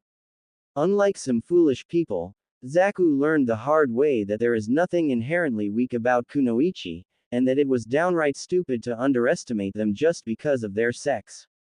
Straightening his arms in front of him, with his palms, Sakura watched the man curiously as she charged, looking for a weakness in his defenses. What she didn't expect was a blast of invisible force that sent her to the ground with a wide gash on her left arm. What the hell did he do? She wondered. She had noticed a wave of something, but was still uncertain. The two kunai were now fully charged with chakra, and she was ready for a brawl, if she could only get close to her enemy. Smoke bombs, she thought as a thoroughly evil grin crossed her features. In the other fight, Sasuke was doing his best to protect himself from the strange high-pitched screeching that he heard in his ears. His balance was failing him, and he could barely stand. Damn it, I can't fight him without the Sharingan. So much for testing myself, he mused, although he was well aware that conventional tactics were little help against an attack like this. Drawing high chakra to his eyes, he felt the immediate relief as his balance returned and the world once more slowed down, the color slightly bleeding from it. Now that he looked more carefully, he could see the waves of chakra around him coming out of his enemy's metallic gauntlet. But his own gloves were no joke either. He quickly pulled out his blade, and channeled all the chakra he could through the gloves and straight into the sword, the cackle of electricity now loud enough to attract the other's attention as Sasuke charged his opponent, completely unperturbed by the sound waves that should have crippled him. His foe pulled out a couple of kunai and tried hitting him, but that was useless. The benefits of Sasuke's Sharingan easily outweighed whatever damage his enemy was capable of doing from a range. Now he only had to avoid being hit. Pulling the most out of his chakra reserves, he enhanced his speed, vanishing in a blur as he struck the metallic gauntlet. Dosu's one visible eye twitched for a moment as the surge from the sword entered his body, and the gauntlet began cracking. Dosu collapsed from the electrical shock with a wide bleeding wound on his arm. Naruto contently watched the fight from his bush with a restrained Kin lying on his lap who was still out. Ninja wire combined with chakra suppression seals did wonders for restraining foes. The fights, as always, were entertaining to watch.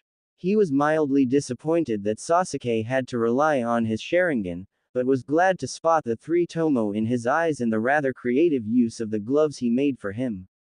Now why didn't he think of that? Sakura was having a harder time, as she didn't have Sasuke's eyes to help her out.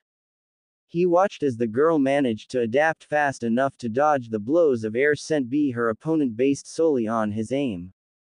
He was impressed. 2 months ago, Sakura was still a weak fangirl who didn't use her sizable head for anything except for planning how to get together with her, Sasuke-kun. Now, the girl had turned into a competent, if not deadly kunoichi, capable of holding her own against stronger opponents. He was proud of his own interference into her training along with adding a few small pieces of equipment. Once more he was glad that he listened to his tenant's advice. Sakura dodged blow after blow from her opponent, using her clones to draw his attention whenever possible. She got a good idea and proceeded to use it. Since clones are nothing more than an image, she physically entered one, letting it leave a moment later. The point was simple. From her enemy's point of view, unless he could tell them apart, it was impossible to know which of the two was now the original and which was the clone. Zaku loudly cursed her wit as she kept using the clones to surround him, charging them all in and keeping herself at his back. He started shooting waves like mad, trying his best to finally find the real one when he felt a pair of blades stab him in the arms, completely disabling them before a third blow came to his family jewels, completely knocking him out. Once more smiling at his teammates' improvement, Naruto raised the unconscious girl, placing her over his shoulder as he walked out of his bush. His team was slightly winded, while he was in perfect condition without as much as a stain except for his shredded sleeves. One of these days, Naruto, you've gotta teach me how to sneak around like that, Sasuke jokingly said while sheathing his wakizashi. As soon as he deactivated his eyes, he felt the dizziness return full force as he lost his balance and fell down, only to be caught by Sakura before passing out from chakra exhaustion. Nice work, Sakura. Naruto complimented her, while gesturing to her fallen foe. The girl smiled, and blushed for a moment. She still wasn't used to his genuine compliments on her skill. Naruto on the other hand walked over to the bandage-covered man and searched him for a scroll. Finding both a scroll of earth and heaven, he pocketed them. Noticing Sakura watching him with a bit of curiosity, he decided to explain. Less competition later on, he shortly stated before summoning a 3 clones. Once more Sakura watched him in surprise, even more so when one of the clones picked her up, bridal style, along with another who picked up Sasuke and the third held the girl from the sound team, while the original grabbed his sword and started going for the tower, easily followed by the other 3. As they went more towards the tower, the forest turned thicker, and thicker, forcing them to go along a much longer path or cutting through whenever possible. After about an hour, his female prisoner finally woke up, trying to free herself, until she realized that she could neither move nor use her chakra. Don't even try it. The boss has a few questions for you once we reach safety, the clone carrying her quickly explained. Seeing no option for escape, Kintsuchi resigned herself to her fate. Not very far from the tower, Naruto decided it was time to set up camp and do some light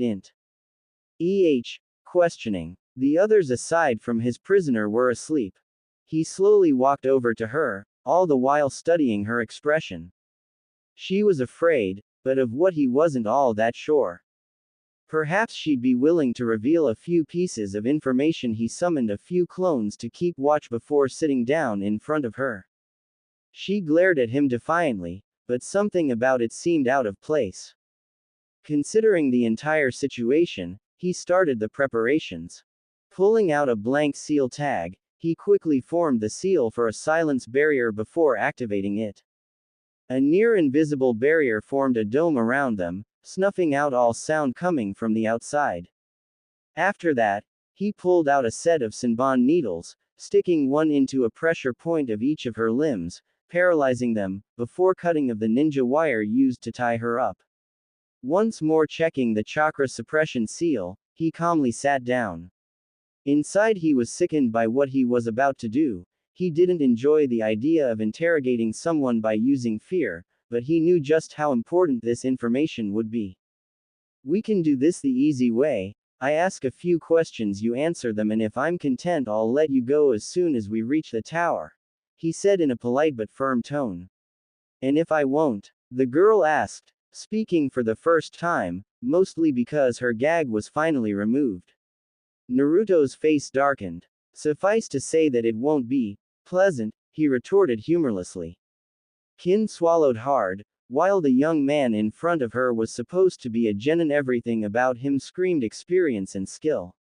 And she was perfectly aware that her life was completely in his hands. No one would comment if she suddenly turned up dead, and he'd spared her life once.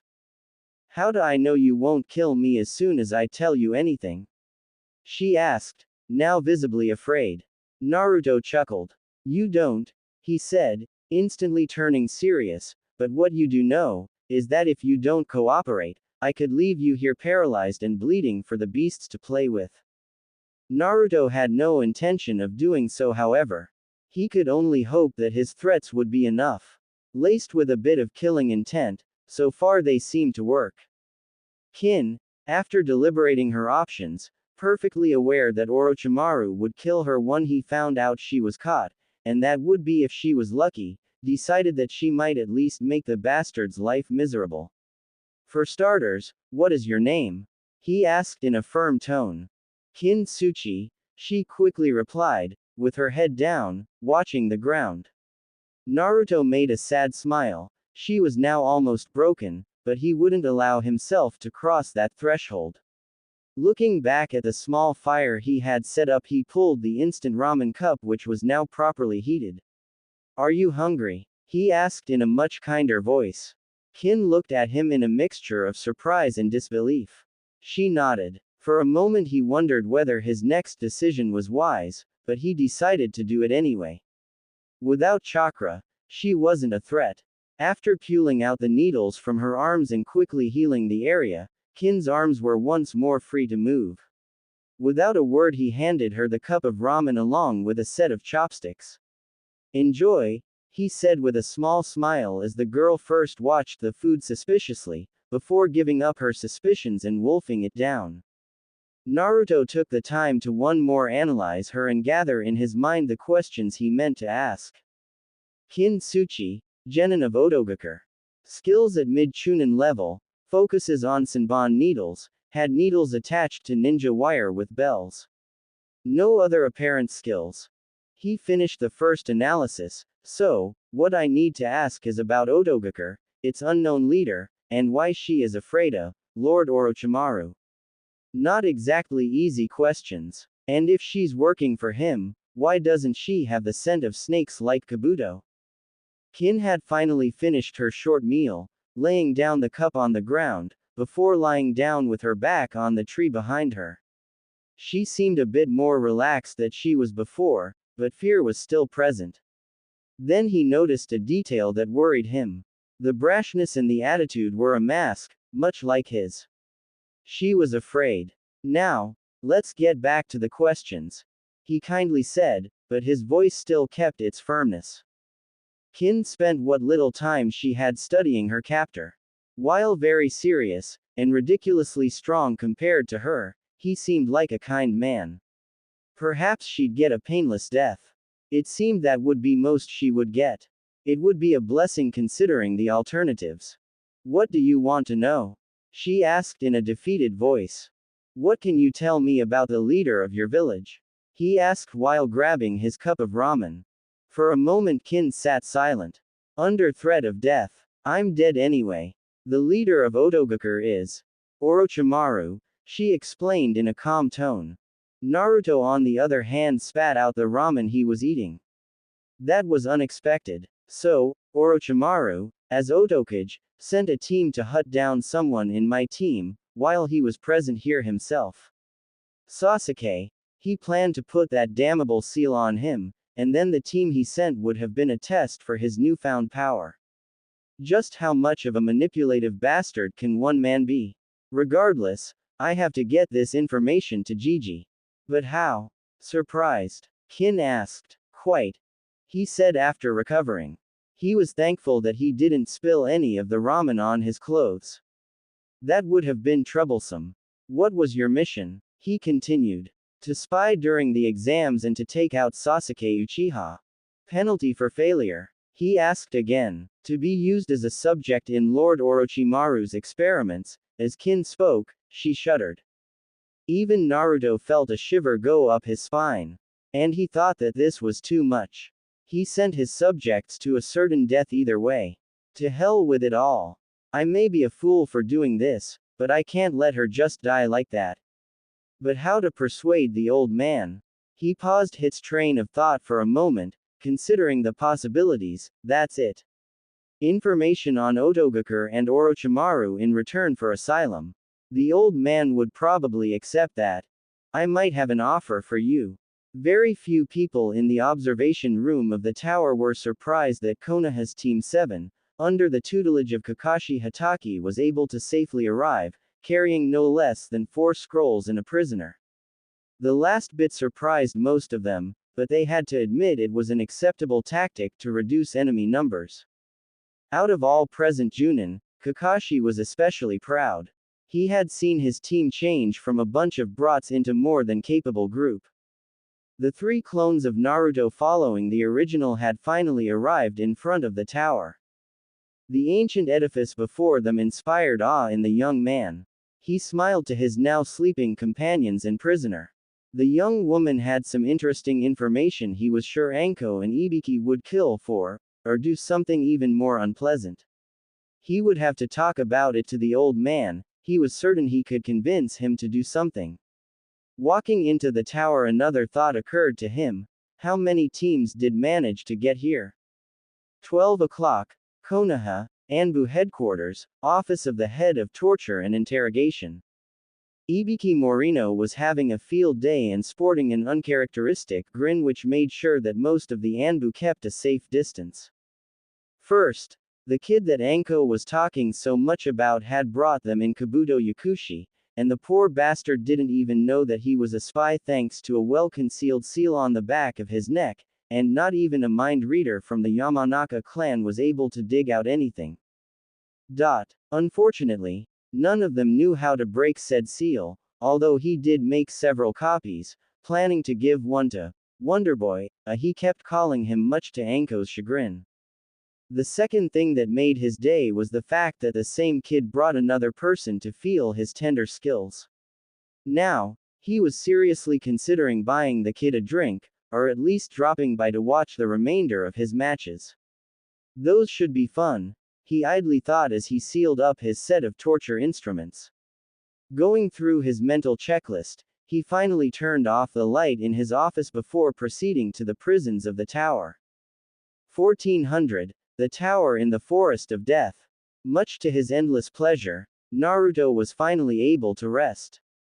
Kin was now held within one of the tower's prison cells, awaiting the arrival of Ibiki Morino and Hiruzen Sarutobi for her interrogation.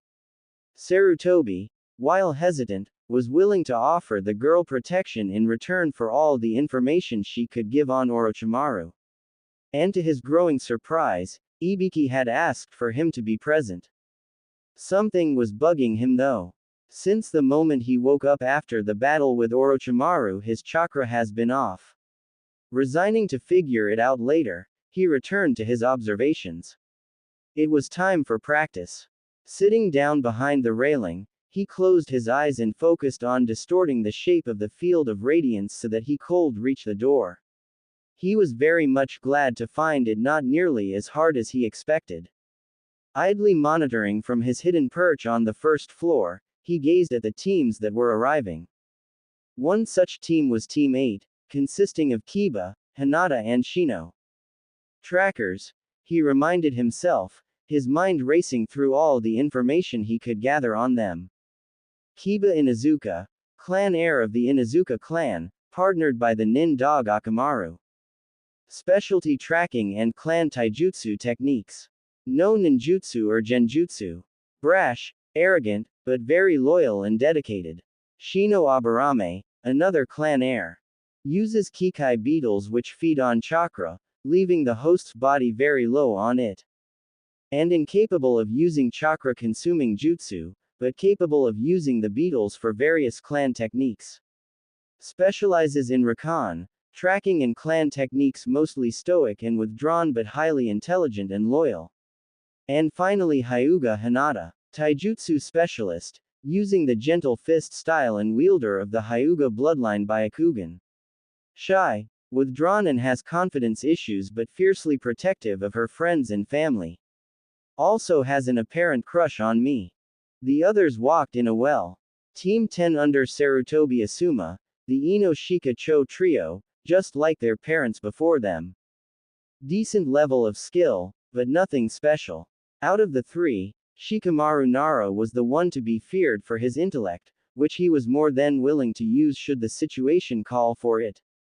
At other times he was a lazy bum. His control over shadows was his strong point. Ino Yamanaka, a mind walker like her father, is dangerous, but not overly so.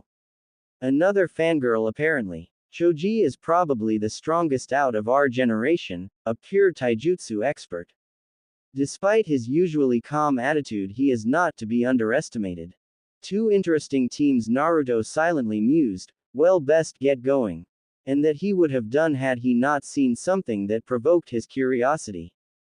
One of the sleeping rooms had its door open, and inside was Gaara, lying on his bed curled up and crying while whispering something. He reminded himself that he was probably the most dangerous of all of the genin present at the exams, so a little espionage could be of use. Putting a bit of chakra into his ears, he leaned on the wall just far enough so it wouldn't seem that he was spying and focused on the boy's voice. The memories, the blood, he whispered in a scared voice, before it stopped, only to be replaced by maniacal laughter. The laughter that would have made Orochimaru cringe in fear. What happened to him? He sadly wondered, shaking his head. He decided it would be wise to check up on his team before going to the cells. Making sure that his teammates were okay, Naruto started climbing towards the higher levels of the tower where the prison cells were. The dark stone of the corridors lent a depressive feeling to the whole place, but the lighting in the form of faintly glowing seals were something that he found very interesting. Idly running various theories through his mind as to how the deed was done, he didn't notice that he reached the prison until he bumped into the back of a guard. "Watch where you're." "Oh, it's you, Naruto." Naruto raised his head only to be met by the porcelain mask of Cat, otherwise known as Yugao Azuki. "Hello, Cat-san," he replied in a friendly tone, minding her mask. "Is Ibiki here?" "Hi. Go right in," she quickly replied, letting him through into the interrogation room. The small room that Naruto now found himself in was simple. Stone floor, stone walls, and only a lamp to give light. In the middle was a single wooden table and 4 chairs. In one sat Kintsuchi, in the other across from her was Ibiki Morino. On one side was Hiruzen Sarutobi and on the other an empty chair awaiting him. Sarutobi smiled in greeting, while Ibiki merely stared at Kin. Naruto kept quiet and sat down on the free chair. The tension in the air was palpable as the predator stared down its prey, although from the way the two were looking at each other it wasn't really sure which was which. Thankfully, said tension was easily broken by the loud sound of a door being slammed into place, courtesy of Yugao. Sarutobi coughed, drawing the attention of all three present to himself. Naruto was surprised at what he saw. Gone was the kindly old man that he loved, a grandfather. In his place was the professor, the god of shinobi, the third Hokage in all his might, a veritable titan whose indomitable will imposed itself on whatever dared go against him and whose cunning intellect making enough calculations within a moment to make a Nara weep in jealousy. Naruto's reaction was a mixture of surprise and awe to what he had seen. He knew that inside there was still the care and kindness, but he was once more the legend that had struck fear into the hearts of Konoha's enemies. He couldn't help but grin. "So, young lady, are you willing to cooperate?" he asked in a stern voice laced with just enough killing intent to show how serious he was.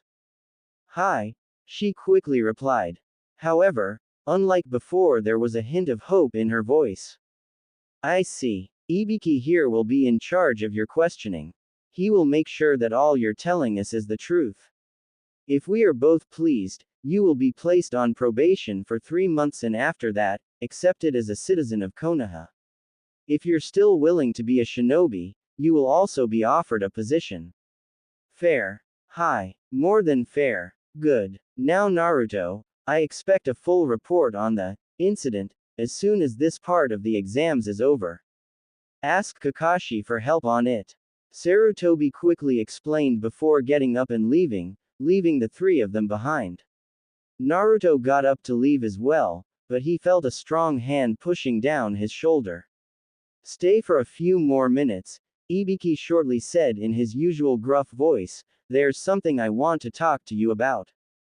Nodding to the scarred man, Naruto sat down. Kin on the other hand just kept silent through the whole ordeal.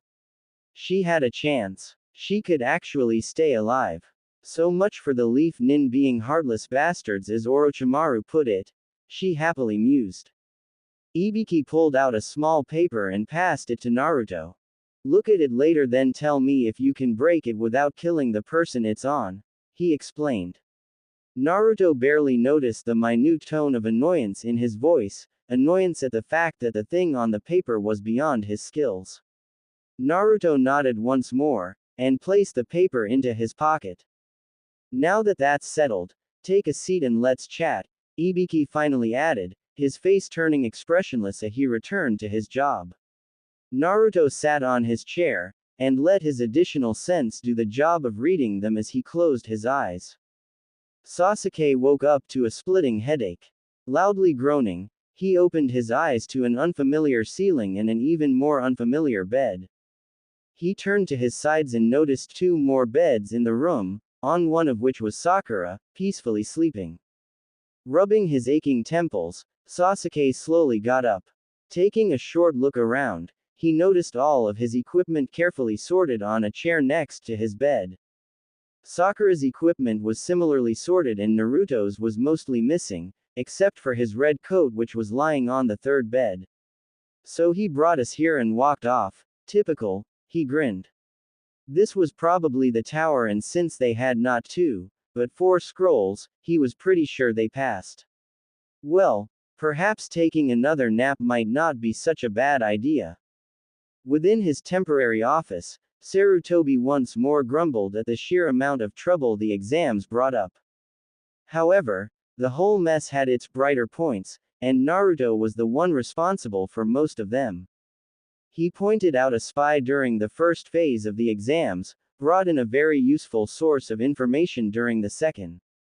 Now that his former student Jiraiya was here as well with additional information about a possible invasion, he had all the information needed to stop Orochimaru before he got a chance to do something. But there was a bit that seriously annoyed him. One of his Anbu caught an assassin going for Naruto. Under Ibiki's tender mercies, it took him no longer than 15 minutes to spill his guts as to who paid him. It was definitely time to remind the civilian council just who ran this village. And he had such devious ideas. For the first time in months, Naruto felt truly tired. Having climbed up the outer walls to the roof of the tower, Naruto watched the night sky, the thousands of stars even clearer now that he was away from the village lights. The silvery sphere of the full moon cast its light on the troubled boy as he gazed at his right palm. Within it, placed over his oath scar was a simple medallion, a silver snowflake attached to a simple silver chain, a parting gift from a friend. If one looked closer, he would see tears welling up in the boy's eyes. Beside him lay an oversized sword, its surface glistening in the moonlight. Sighing sadly, Naruto returned the necklace to its rightful place around his neck and lay down to watch the stars one more time, trying hard not to think of what he had learned during the interrogation. The news were disturbing, but then again, his world was not one known for maintaining the sanity of its inhabitants. One other thing, or rather, person returned to his thoughts constantly. He made a small smile as he thought of her, but decided that as much as he enjoyed it, it really wasn't the time for daydreaming. His thoughts once more returned to the matters at hand. Now that the old man knows, what do we do about it? He asked no one in particular, before sighing again. He really did that too much these days. There were better things to do, such as working on his seals. A devious smirk crossed his lips. He still had 2 days of free time. Time skip. 3 days later, the end of the second part of the exams. 8 o'clock, tower in the Forest of Death, ground level. It was finally time. The test ended with a grand total of 8 teams reaching the tower in time. The remaining 16 teams were either dead, later gave up. All of the Konoha rookies were there, teams 7, 8, 9 and 10. The Sand team was there as well, joined by a single team from Mist and Stone, and much to Naruto's surprise, the team from Sound that his team personally dismantled. He smelled the old man's interference in that, but he always knew what he was doing, these days more often than before. He threw a curious glance at the cage booth, where he spotted an unusual figure at the Hokage's side apart from Anko. A large man, with long spiky white hair and red markings beneath his eyes. Thanks to his recent studies, he was a bit more aware of Konoha's finest. That's Jiraiya the Toad Sage. Wonder what he's doing here. He also noticed an unnaturally large grin on the old Hokage's face. His further musings were interrupted by the arrival of a man in a Chunin vest, another proctor for the exams. The 24 remaining genin instantly calmed down. Greeting. Cough. My name is Gecko Hayate, and I will be the proctor for this part of the exams. Before you can proceed, cough, to the third part of the Chunin exams, there will be a round of, cough, preliminary matches, according to the rules. The screen, he points to a large screen on the wall behind him, will show the pairings. At that point, names started flashing over the screen until it showed a pair. Inuzuka Kiba vs Rock Lee. Everyone, cough, except the 2 contestants leave the arena. The other genin quickly evacuated the arena, climbing to the stands that surrounded it. Naruto decided to watch this battle very carefully. Lee maybe was unable to use chakra, but he was a taijutsu prodigy, something that he himself couldn't claim. Kiba on the other hand wouldn't be as much of a problem. Hayate stood back as Lee and Kiba stared each other down. This is going to be an easy one, Akamaru. That's the guy who can't even use chakra, Kiba jokingly asked, while his dog barked in response. Naruto made a mental note of the fact. Lee merely laughed before replying, let's have a good match. Begin. Hayate shouted before jumping back. Let's go partner. Kiba shouted and dropped into his stance, hands on the floor in a half crouch. Akamaru jumped on his back, in preparation for his family's jutsu. However, Lee wasn't going to wait for Kiba to finish his jutsu and instantly charged him. Not bad Kiba-san, but you're too slow, Lee added as he slammed his fist into Kiba's face. Kiba loudly cursed as he flew back and slammed into the wall. Kiba picked himself up from the rubble, and his canine partner quickly joined him. Without stopping for a moment he pulled out a number of smoke bombs.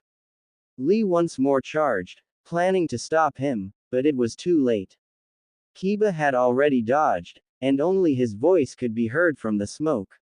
Man-beast clone. He shouted the name of the first jutsu, immediately followed by the second, 4 legs jutsu. Lee jumped out of the smoke, and stood perfectly still in his stance, awaiting Kiba to come out. The smoke cleared, and Lee was surprised to see not 1, but 2 completely feral-looking copies of Kiba. Unlike Lee however, Naruto, along with several others didn't fail to notice that Akamaru was nowhere in sight. Just as Lee was about to attack, his 2 opponents leapt, shouting, dual-piercing fang. Much to his dismay, Lee found out that he could only dodge the 2 figures spinning at high speed, bouncing off of every surface they came into contact with. Come on, how long can they maintain this? He mentally asked himself, as he kept dodging blow after blow, waiting for a good opportunity to strike. Up in the stands, Kurenai was slightly worried for her student. Guy was not one known for doing training halfway, and because his team had a full year's advantage over hers, Kiba could be in a lot of trouble. As for Guy, he was merely smirking at his student's patience. He has improved a lot. He watched him wait for just the right moment before he slammed his foot into one of the tornadoes, apparently Akamaru, as he poofed back into a dog as soon as he hit the ground. Damn it! Kiba shouted as he stopped right next to a whimpering and heavily bruised Akamaru. Sorry boy, he said in an unusually gentle tone as he lifted him, never dropping his guard in the process. Lee waited for him to finish whatever he was doing. Unlike some, he had a very good idea of what the term camaraderie meant. This was a test, no need to do more harm than necessary. Kiba gritted his teeth. He underestimated his opponent. Rock Lee turned out to be a lot stronger than he expected, and he wasn't skilled enough to fight him and win, and now because of his mistake his partner Akamaru had been badly hurt. With him he might have stood a chance, but like this. Unless we both take one of the pills. Single quote. What do you think, Akamaru? He whispered to the pup, who growled in response, causing the Inuzuka heir to make a toothy grin. Right boy. On the other side of the arena, Lee noticed that something was about to happen. Kiba and Akamaru both got up and Kiba pulled out a pair of small bluish pills, popping one into his mouth and tossing the other to Akamaru. He charged towards the duo, planning to take them out before they had a chance to do whatever they planned. Kiba smirked. Good thing I kept a few more smoke bombs stashed, he thought, throwing all of them to the ground. The thick cloud covered the minor changes that came over him and the not-so-minor ones that came over Akamaru, such as his now blood-red fur. This time around, Lee charged straight into the cloud. He couldn't find either of them. Kiba was grinning wildly as he and Akamaru both easily dodged Lee thanks to their sense of smell. The bowl-shaped boy's scent was so easy to follow it was ridiculous. I have to thank Naruto later on for all those pranks we pulled, he thought as he started the next phase of his plan. Within the smoke cloud, Lee was now battered by even faster attacks than before. As much as he kept blocking, there was no way to keep it up with both of them like this. Sensei, Lee shouted. A lot of people turned to Guy, who was now smiling. You have my permission, Guy shouted back, and within second a loud thump was heard from the smoke cloud as cracks extended from it. Kiba's entire team was now worried. I'm sorry to say this, Kurenai-san, but your pupil doesn't stand a chance now, Guy said in an uncharacteristically serious tone. Kurenai sighed sadly, well aware that he was right, but still hoping that he would somehow win. Back in the arena, Lee vanished, moving at such speeds that the smoke dissipated. Kiba and Akamaru stood back to back, claws ready to strike their ridiculously fast opponent. This time, Kiba was on the receiving end of Lee's strikes. Leaf rising wind, Lee shouted as he slammed his leg into Kiba's face, launching him into the air. He quickly followed the strike with a leap, rising above Kiba before slamming him down with his fist into the gut. Moments later Kiba crashed into the ground, leaving a small crater, alive but almost unconscious. He looked at the proctor, who simply nodded. Akamaru had returned to his normal form and was nuzzling Kiba's hand, whimpering sadly. Winner Rock Lee, Hayate shouted, only to cough afterward. That was a good fight, my youthful friend, Lee respectfully said while helping Kiba up, supporting him on the shoulder as the medics arrived to pick him up. Damn, Kiba weakly muttered, I wasn't even close. That's nothing some training can't fix, Lee said happily. If you're willing I can help you out once the exams are over, he added cheerfully. Kiba watched his former opponent in disbelief, before smiling himself. That would be cool, he laughed back while they both left the arena. Up in the stands both Guy and Kurenai were now smiling at the pair.